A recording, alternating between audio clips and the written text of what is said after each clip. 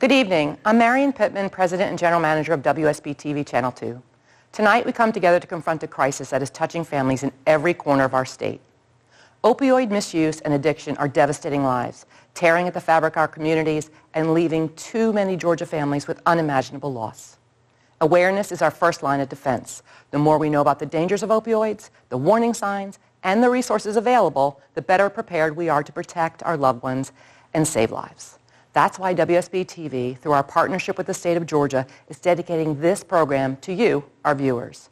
Over the next hour, we'll share vital information, real stories of struggle and hope, and the tools you need to keep your family safe.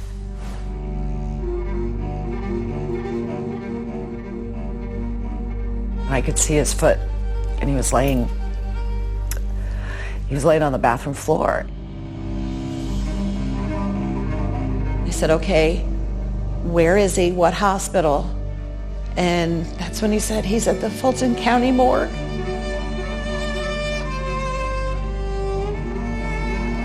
I miss my boys.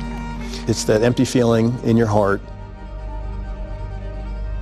It is an epidemic that's shattering families. And it's an epidemic that does not discriminate. My life's purpose today is literally to live my recovery out loud. We're good people with a bad disease. It affects everyone, and we have to be vigilant. But it's an epidemic that is preventable. Every day we don't do something, it is a matter of life or death. An urgent warning every Georgian needs to hear: the dangers of opioids. It only takes one dose to become addicted. Parents need to know, kids need to know, one time can kill. I'm free today. The help that is available right now and the message of hope. We believe that everybody can recover. Join us as we examine Georgia's opioid crisis. Good evening. I'm Karen Greer. And I'm George Estevez. Georgia's facing an opioid crisis. It's killing people we know and love. It's affecting our hospitals, draining our law enforcement, and disrupting the workforce. So for this next hour, we're examining the impact, seeing the response, and also looking at resources. And we will work to break through the stigma, the opioid crisis impacting every corner of our state. An addiction or an overdose can happen to anyone. My name is Cammie. I lost my son Christopher to the opioid epidemic and my brother Roger to the fentanyl crisis. I'm Lee McDermott. And I'm Carolyn McDermott, and we lost both of our sons, Gannon and Max, to fentanyl poisoning in a 6-month period. My name is Jasmine, and opioids almost took my life. My name is Drew, and opioids destroy families. My name is David. Prescribed medication, it hit me really hard. It took everything I love and I had. My name is Jordan, and I'm a woman in long-term recovery from opioids. My name is Mandy. Opioids took my sanity. According to the CDC, more than 650,000 Americans have died from opioid overdoses in the past 20 years. Think about that.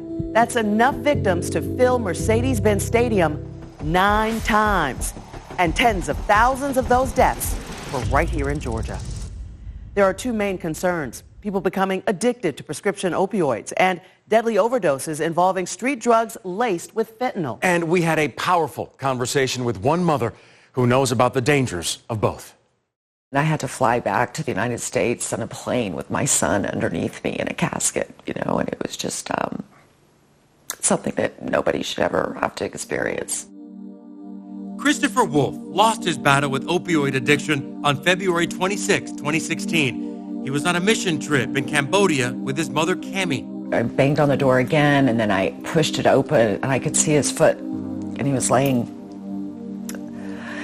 on the bathroom floor. It was just horrific to lose your child.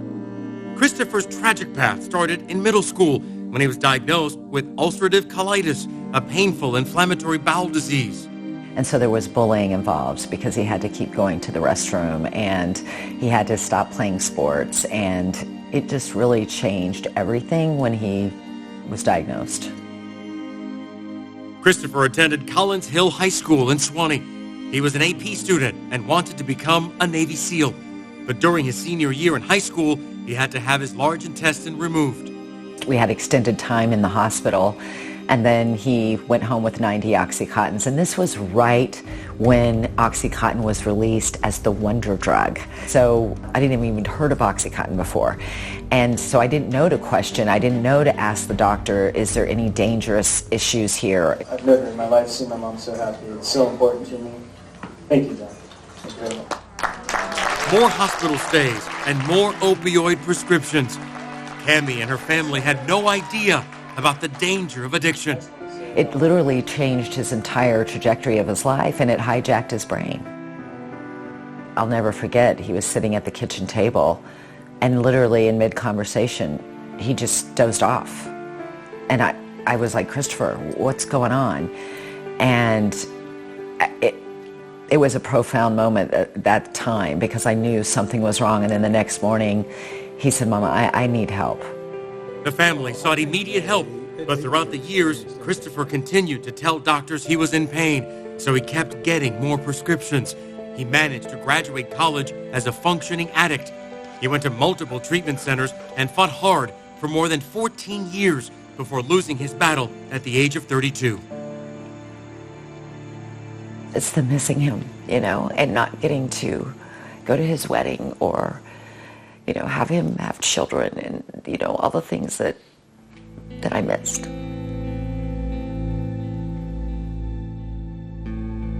Five years after her unimaginable loss, another tragedy. Cammie's brother, Roger, had anxiety and ran out of his prescription Xanax. A friend gave him a pill that turned out to be counterfeit.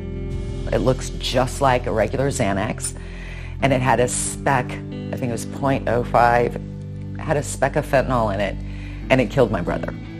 So now I've lost my son to the opioid epidemic and my only sibling to the fentanyl crisis.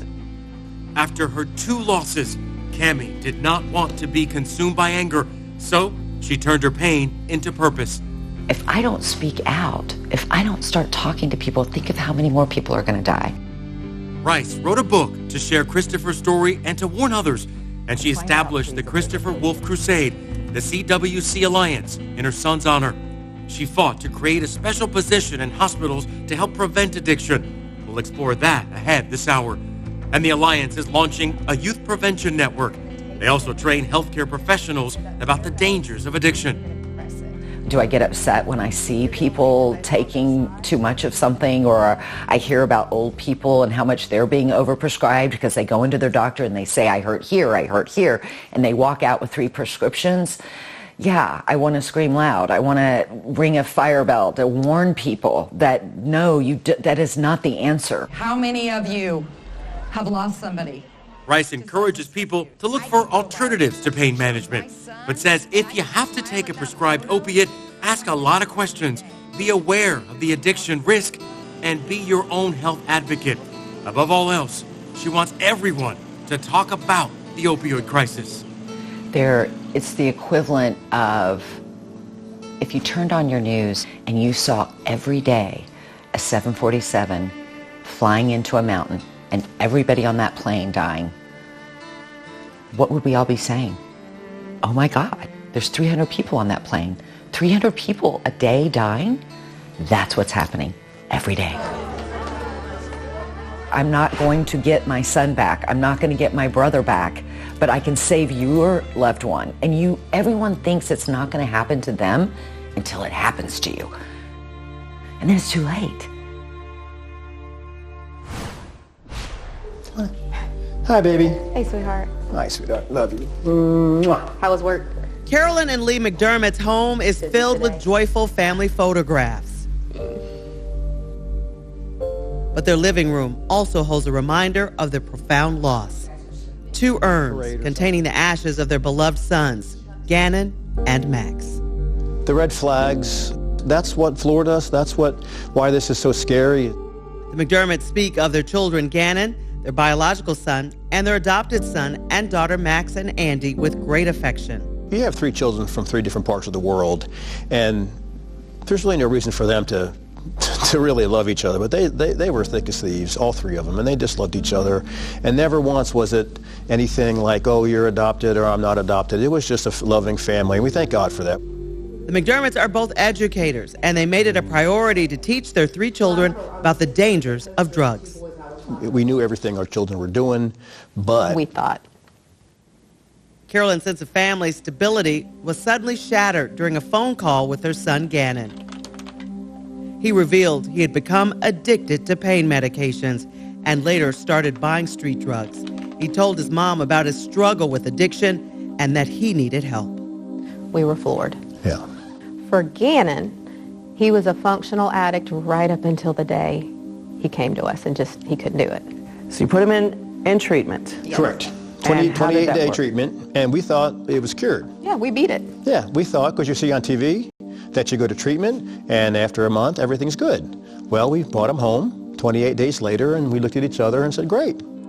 8 days later, Gannon had a relapse. More recovery centers. But on November 10th, 2023, Gannon lost his battle with addiction. You're numb, you're shocked, you don't want to believe it. I wouldn't wish it on my worst enemy. Losing a child, it's beyond anything I can describe.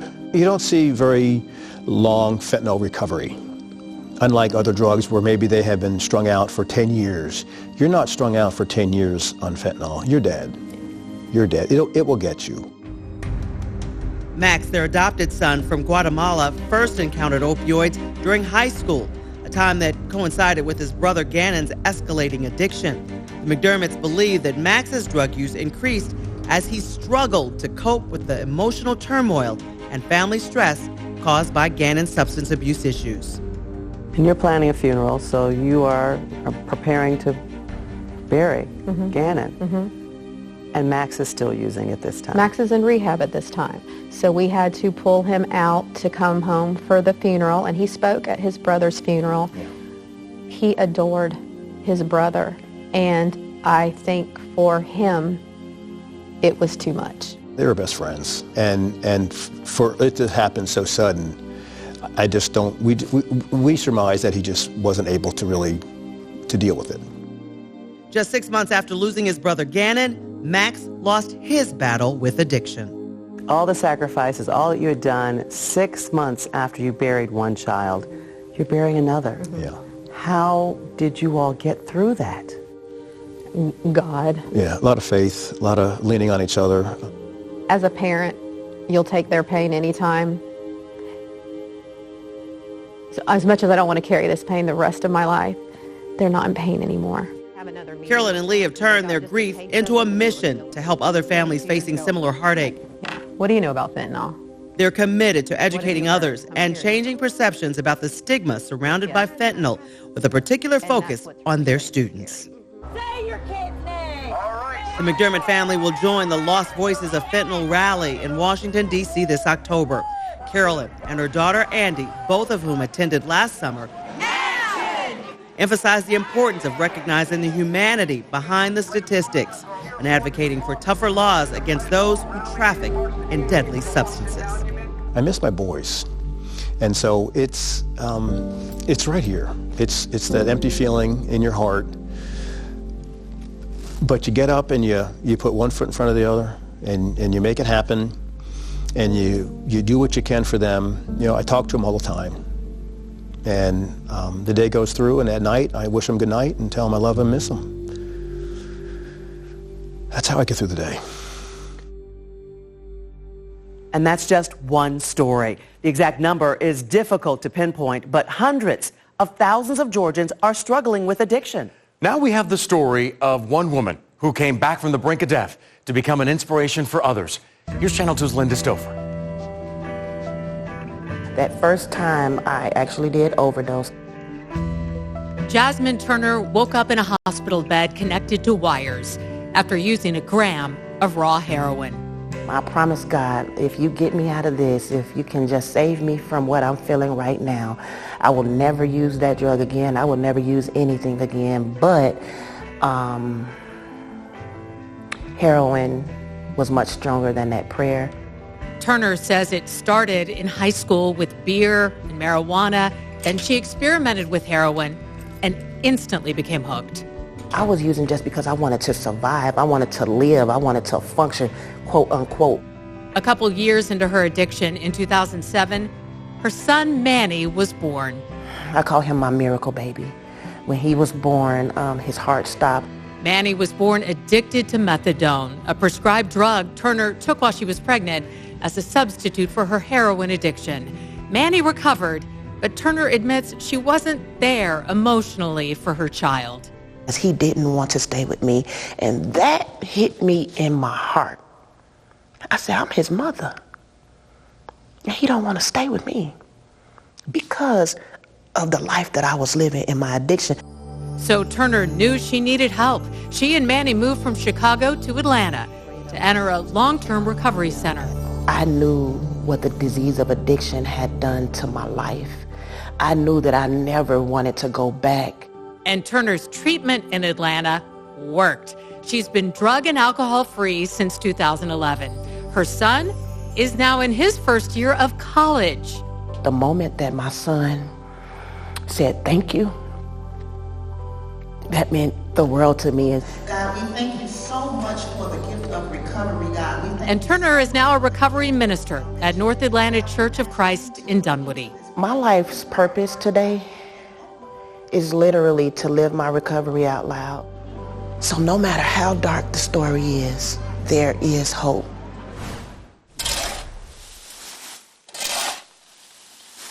My name is David. Prescribed medication. It hit me really hard. It took everything I love and I had. David Ortega moved from Spain to the U.S., got married, then he joined the Army. After coming home, he was diagnosed with PTSD and depression, eventually getting hooked on prescription medication, including opioids.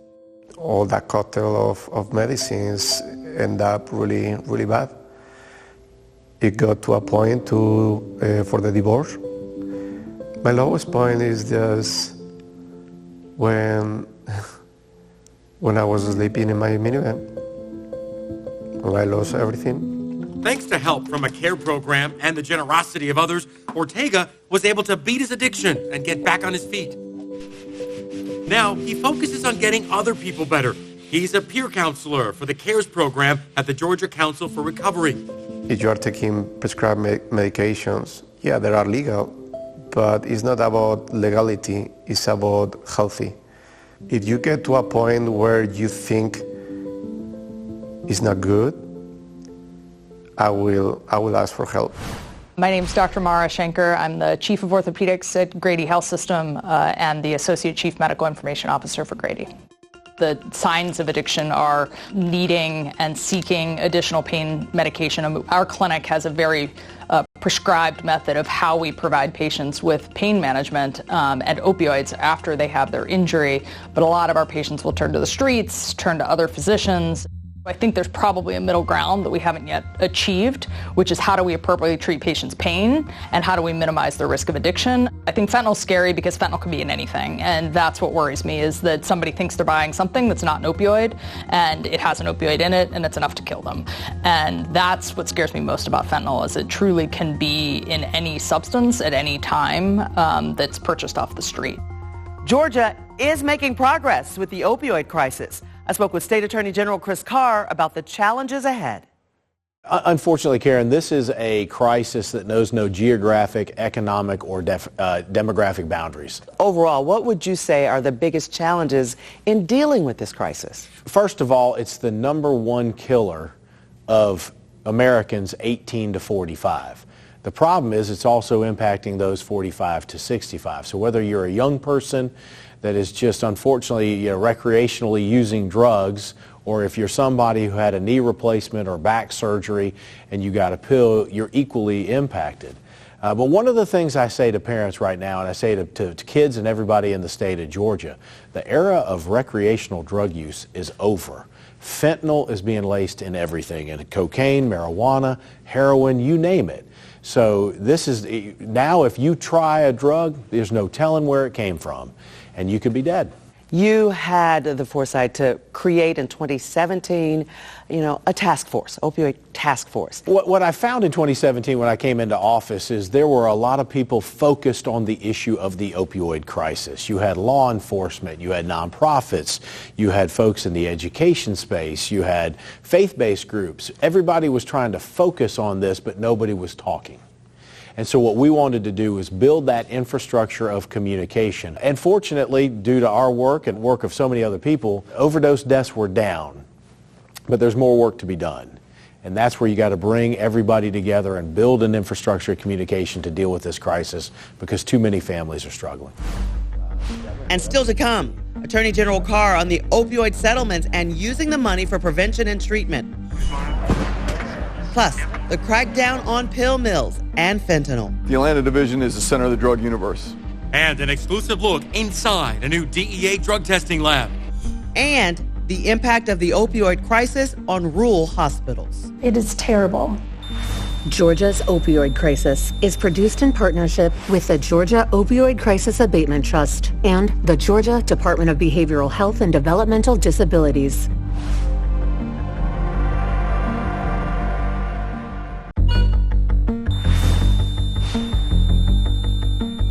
Welcome back to Georgia's opioid crisis. Every year in Georgia, thousands of people end up in emergency rooms because of an overdose. In 2023 alone, there were an estimated 7,400 opioid ER visits. It's a particular challenge for smaller hospitals in rural communities. It is terrible. We have people who have OD'd and we're not able to bring them back. That is the sad and sobering reality for Christy Hall and her team at Mountain Lakes Medical Center, tucked away in the beautiful northeast Georgia mountains in Rabun County. They face an ugly reality. Living and working in the rural area, it is definitely a problem. The problem? Opioid addiction and overdoses. It doesn't matter your social status, it doesn't matter your age, it doesn't matter if you're rich or poor, it affects everybody. And it only takes one dose to become addicted. In addition to 25 critical care beds, Mountain Lakes Medical Center also has a pain management clinic. So Hall decided to be proactive about the opioid crisis. We wanted to make sure that we were not contributing to the problem, but helping people find alternatives to opioids. The hospital is one of a handful in Georgia that has a full-time position called a life care specialist. The position is the brainchild of Cammie Rice, who lost her son Christopher to opioids and her brother Roger to fentanyl poisoning. If you look at our society, we have coaches for everything. Every sports team, executive coach, sleep coach, workout coach, lactation coach. But there's no coach for you when you're in the hospital. What the prescription is the life care specialist. So Rice is fighting to change that through the Christopher Wolf Crusade, the foundation named in her son's honor. Rice has worked to get life care specialists in hospitals. I based it on everything that we didn't have and that I didn't have as his caretaker.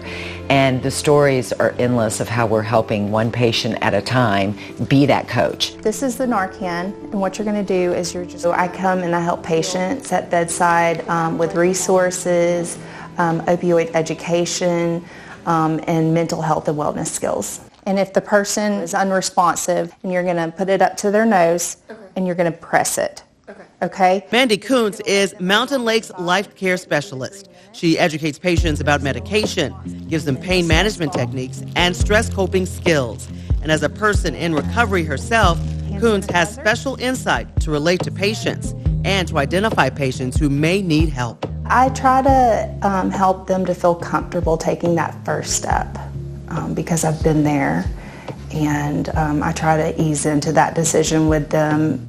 And in just a year and a half, her work is already paying off. So I've helped 20 people get into treatment, and I've helped bridge the gap with 180 referrals. Rice hopes the success of the life care specialist position at Mountain Lakes is just the beginning. I want it to be in every hospital in the state of Georgia. I educate people on opioids.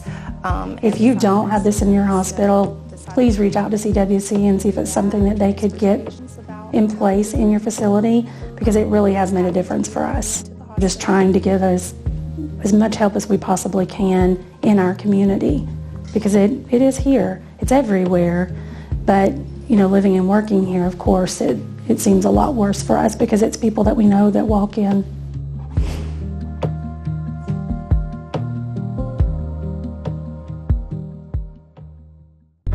Welcome back to our primetime special, Georgia's Opioid Crisis. Produced in partnership with the Georgia Opioid Crisis Abatement Trust and the Georgia Department of Behavioral Health and Developmental Disabilities.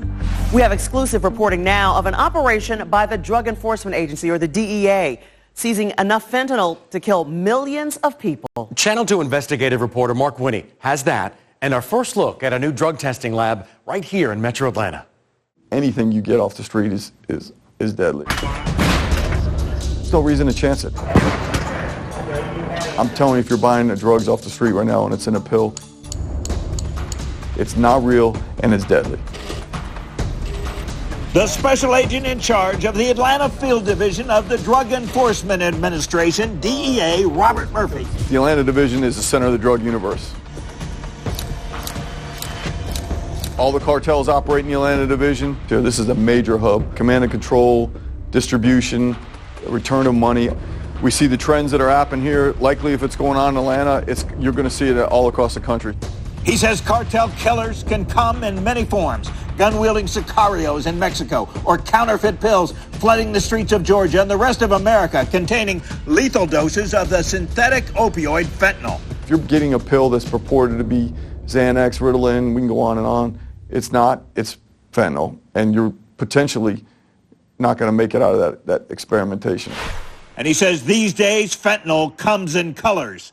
Special Agent in Charge Murphy says this is Sinaloa cartel fentanyl recently seized in Metro Atlanta. Enough for thousands of deadly doses, multicolored for marketing. One could call it marketing for murder. Literally made to look to be more appetizing for younger people, showing you they're dealing in death. They know this is poison.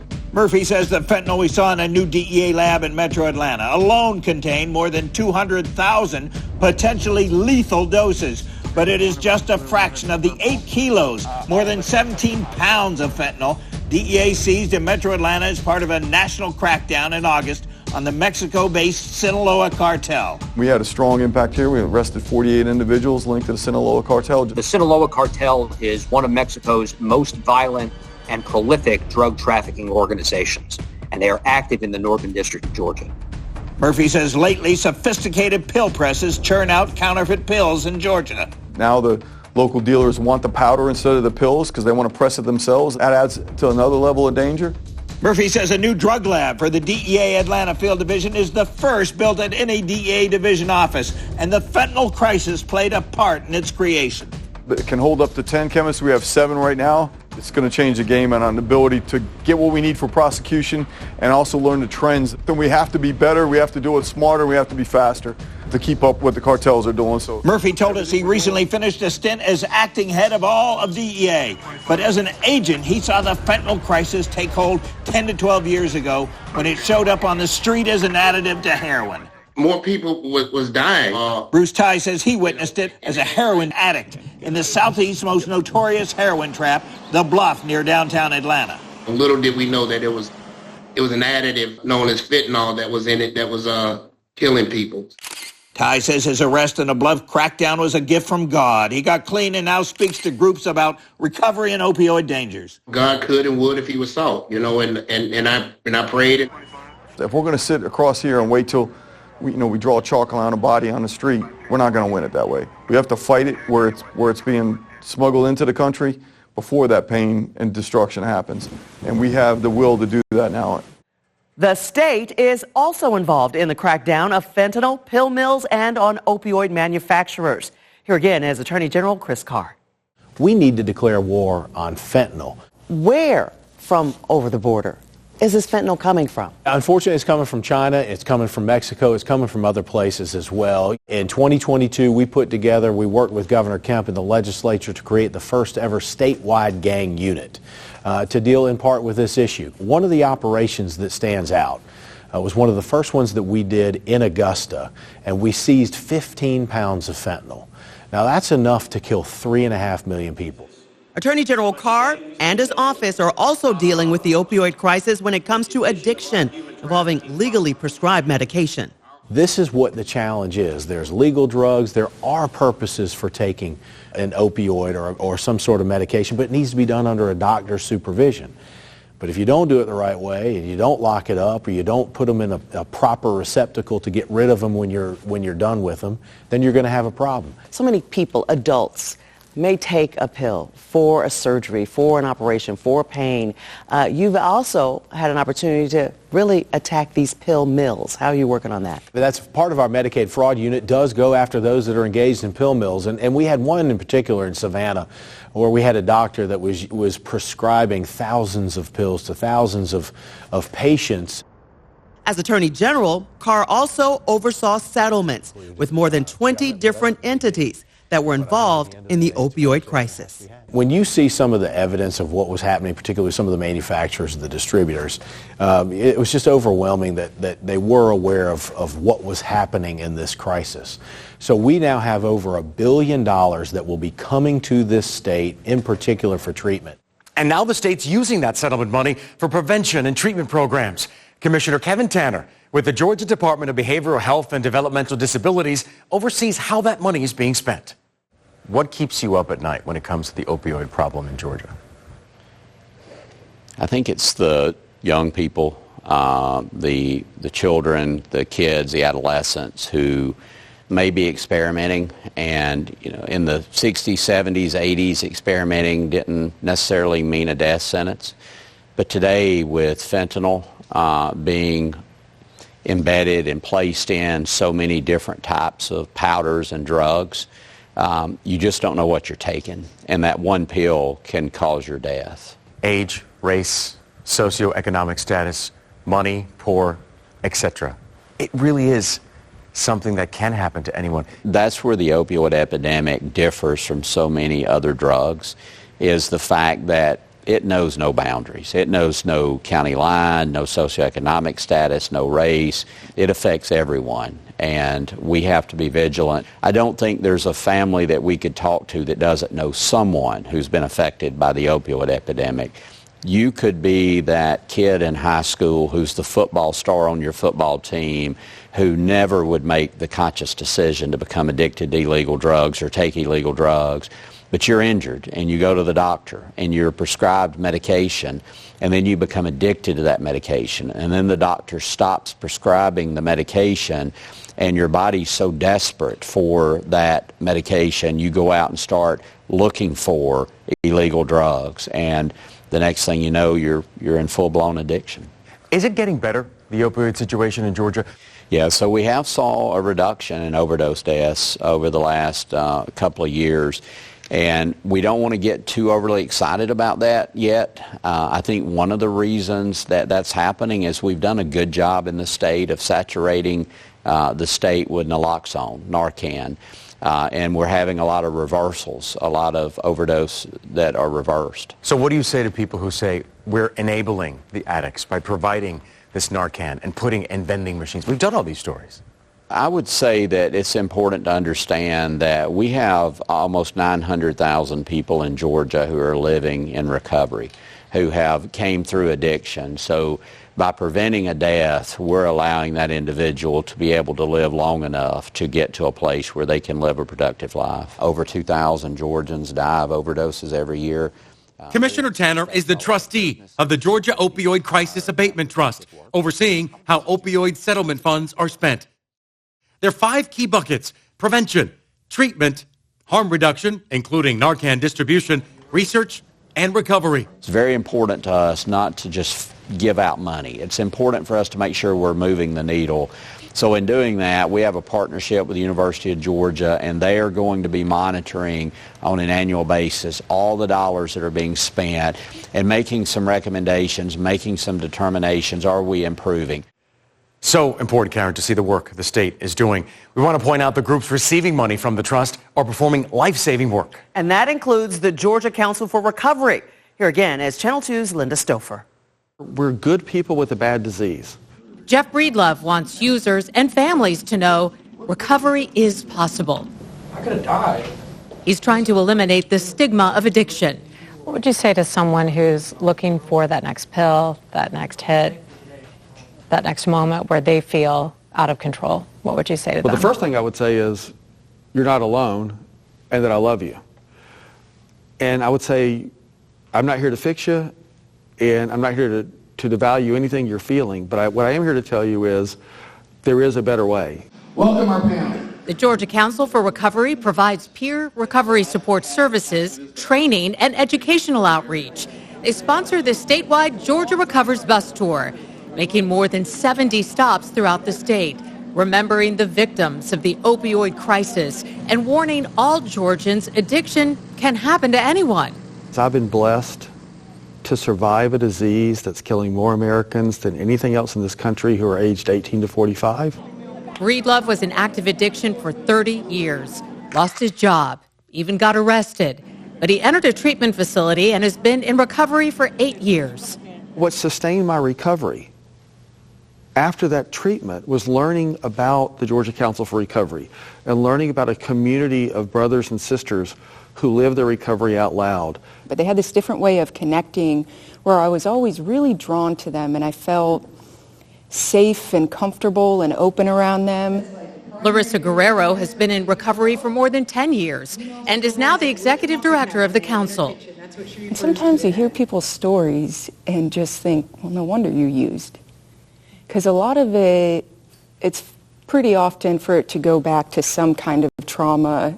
But you must meet people who've tried something that didn't work, tried something else that didn't work. How do you offer that hope and that encouragement? The way we do it in our work is that we don't have a structure. Like, we don't create a treatment plan for somebody and they have to follow A, B, C, and D, and if they follow this plan, they'll be well. It's, what do you want to do? You are your own unique individual. You have your own set of needs. How do we support you in meeting those needs? In addition to helping people through their recovery journey, the council advocates for people and families impacted by the disease of addiction. What are we missing about addiction and recovery? My call to every government official, to every business leader, to every faith leader and education leader out there is prioritize this epidemic the way the science demands we must and provide adequate funding to have programs available to save lives. I want people to know recovery is real and anybody can recover when they're ready to recover. Another group receiving funding from the trust is Motherhood Beyond Bars, and they work to protect our youngest Georgians. A lot of the moms that we work with and a lot of women in general that are incarcerated, a lot of their law violations stem from substance use, specifically opioid. When a mother is incarcerated, that it's 5 times more likely that their child will go to foster care than if say a man was to get incarcerated or a father was. So Motherhood Beyond Bars keeps infants safe from the moment they're born. We give them all the necessary items that they need in order for the caregiver to keep them safe. We keep mom and baby connected. And then we offer a wide range of reentry services once mom is out to reunite mom with baby. Motherhood Beyond Bars is definitely saving lives. They are repairing families, the family reunification. Just by helping that one mom, you are helping parents, you're helping siblings, you're helping their children, you're helping grandparents. Like, it's a whole community of people who are repaired when this one mom is offered the resources that she needs and deserves. I was incarcerated probably over 24 times. 24 times. In and out, in and out, in and out. Same thing, get arrested for a law violation to support my habit. Get out, come right back to the free world, committing another law violation.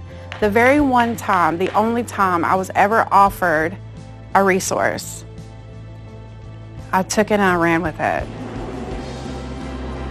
And now I am a homeowner. I have my children out of foster care. I am working. I'm giving back to my community. Mother Beyond Bars is extremely special. It's very special.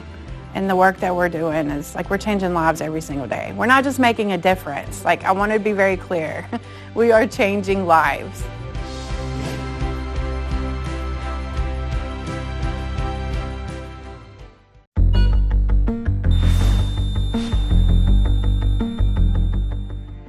I just remember screaming, dropping down to the floor, dropping the phone.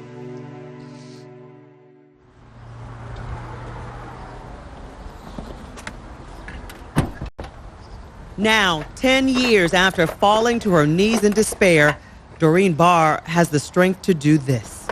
She's replenishing the Narcan dispenser at the Healing Bridge Clinic in Fayette County, providing life-saving medication for overdoses.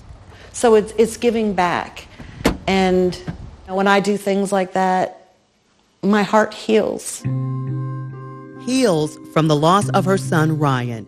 This is the family's final photograph with him. Behind the smiles, the hidden pain of battling addiction. I used to say I was the poster child for stigma. I didn't tell anybody. I didn't talk about it. We were ashamed, embarrassed, scared, angry, the whole thing. We never talked about it outside of our family until the day Ryan died. Ryan was an honors student and standout athlete at Stars Mill High School in Peachtree City. He went on to play college football in Pennsylvania. After a sports injury during his junior year, he was prescribed oxycodone. And that was the start of the downfall. Ryan's reliance on opioids quickly escalated. After graduating from college, Ryan confided in his parents about his struggle with addiction and admitted that he was purchasing street drugs. The pills, he had told me, could be $20, $30 a pill. So he progressed to heroin, which was much cheaper and very easy to get. Doreen and her husband, Chad, struggled to face the painful truth. You have that denial, not my son. We live in Peachtree City. Your dad's a Delta pilot. I'm, a certified teacher. We've got 3 other kids. You're always thinking, well, what did I do wrong? And I just grabbed Ryan and held him and just told him that we love him and that we can do this, we'll get through this. And then we started looking into rehab facilities of where he could go. 4 days before Christmas, Ryan entered rehab and stayed sober for a full year, but then had a relapse. He returned to rehab and stayed sober for 7 months before encountering drugs laced with deadly fentanyl. He was pronounced at 9:42 a.m. the morning of May 21st, 2015.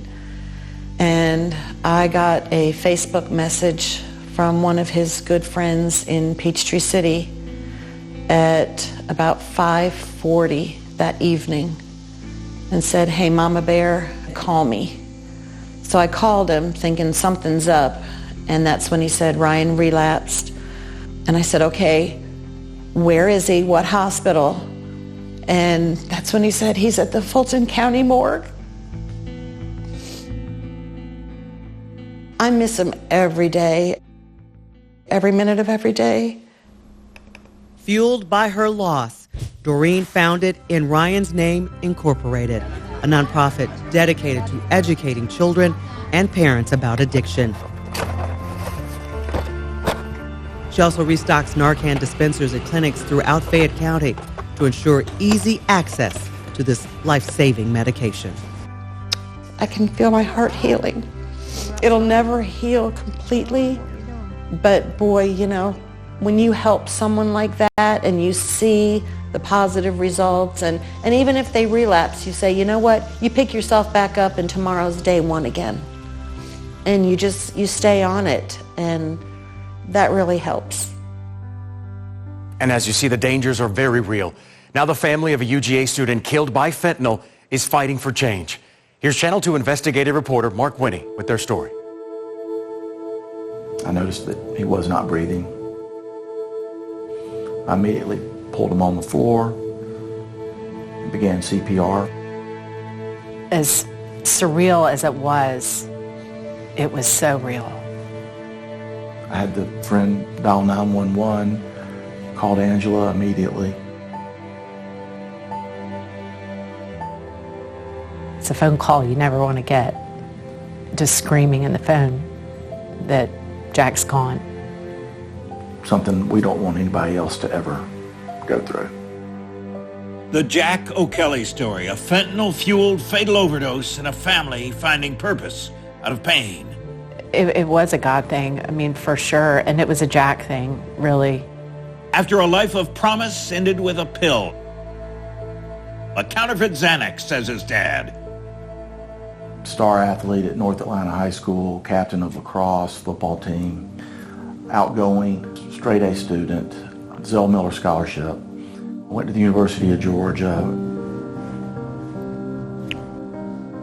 His dad, Mike O'Kelly, and mom, Angela King, say Jack O'Kelly came home from UGA and, like countless other college kids, met up with some buddies to go out in Buckhead the night before Thanksgiving 2023 and spent the night at a friend's house. But when he didn't answer his phone Thanksgiving morning, Mike went to check on him, but he was gone. Jack's brothers and sisters, completely devastated and traumatized and inconsolable. He had ingested fentanyl in a fake pill. A death certificate lists combined drug bromazolam and fentanyl toxicity. A DEA official says that's a common combination in counterfeit Xanax pills. Mike says while Atlanta police used Jack's cell phone to bust a suspect with whom Jack had been texting, in whose apartment APD found a wide assortment of suspected drugs and guns, leading to an indictment on drug and gun charges and a not guilty plea. Jack had He and his wife Angela wanted to do more. Angela says a few months after Jack's death, a friend asked her to speak to a group in Sandy Springs, and Dan Salter, who headed a drug task force in Metro Atlanta but is now number 2 for all of DEA, asked her if I would ever be interested in coming along and share Jack's story, and I said absolutely. I looked at the audience. I saw in their eyes the hurt. They felt her hurt. And I knew she had a message that would resonate. Mike says since the start of the Jack O'Kelly Foundation, he and Angela have done in-person presentations reaching more than 20,000 college and high school students and others, with a special emphasis on fraternities, sororities, and sports teams Jack's loves. I 100% think we started saving lives immediately. We can change the tide on this. Angela says she's sustained by trying to save others and by prayer. God, give us strength. Give us strength to get through each day, to get through each moment. Just one woman turning her pain into purpose. Just like some addiction survivors who are now peer counselors, they want everyone to know recovery is possible. Going in and out of jail, being on probation, you know, all of the things that come with the life I lived before. I don't have to live that life today. For the people here, yeah, I'm here. I'm thankful for made for more, and just living one day at a time. Each day is a gift. Man, I need help because I was tired of living like that. At one point, recovery seemed impossible. I have sobriety. But now, thanks to meetings like this one on a Friday at noon at Jay's Place in Gainesville, they have hope. Today, I live the most free I've ever lived. Peer counselor Alicia Jordan runs the meeting. I wanted to talk about gratitude today because... And she's also in recovery. We're all in the same room because recovery is working. She's 4 years clean from meth and heroin. Well, there's two choices when you're an addict. It's either recovery or death. Essentially. That sounds really tough and raw, but I mean, that's true. We have people that do a lot. For 6 years, Jordan Rice has been at Jay's Place, named after Jeffrey Dallas Gay, who lost his life to an opioid overdose. From peer counseling to group activities, the Recovery Center is a lifeline, and Rice, a recovering addict, knows.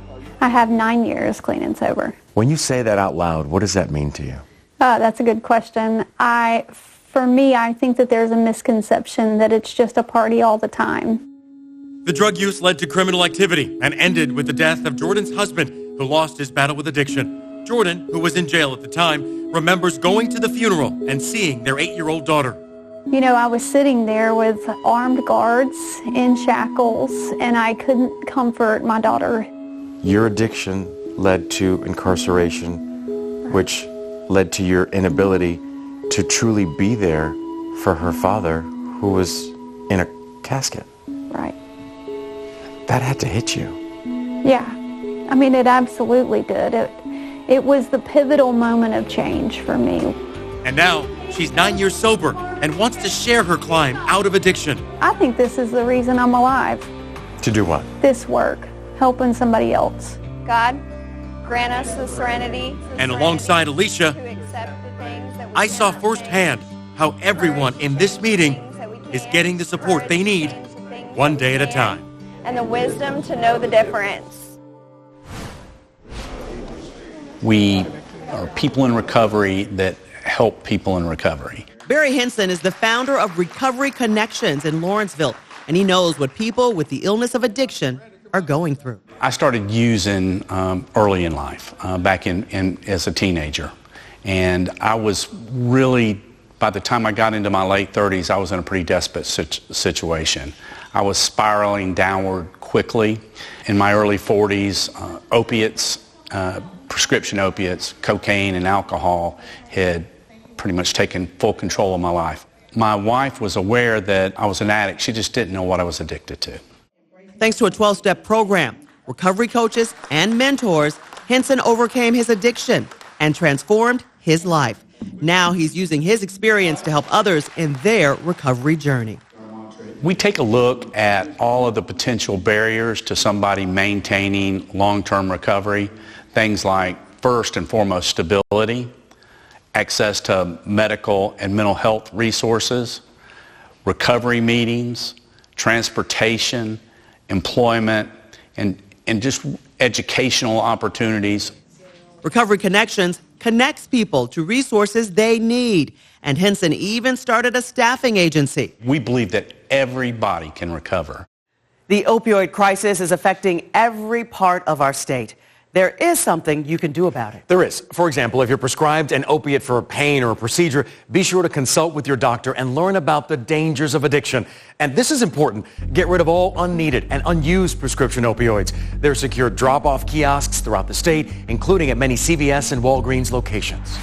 Health officials recommend you have Narcan at home and access to it wherever you are. You can buy the nasal spray at drugstores or on Amazon. There are also free Narcan vending machines. Narcan reverses the effects of an opioid overdose. If you suspect someone is having an overdose, do not wait. Call 911 immediately. Fentanyl test strips are also available at drugstores and on Amazon. They are small strips of paper that can detect the presence of fentanyl in different kinds of drugs, including pills, powders, and injectables. So if you or someone you know is dealing with substance abuse, help's out there. Call or text 988. That's the Suicide and Crisis Lifeline. Again, 988. Also, visit GeorgiaOpioidHelp.org. We also have a comprehensive list of resources at WSB-TV.com. Everything from treatment centers to where to find Narcan to prescription drop-off locations. So we want to thank you for joining us for this very important hour, bringing attention to Georgia's opioid crisis. I'm George Estevez. And I'm Karen Greer. Remember, there is help, and you are not alone. Stay safe and have a great evening.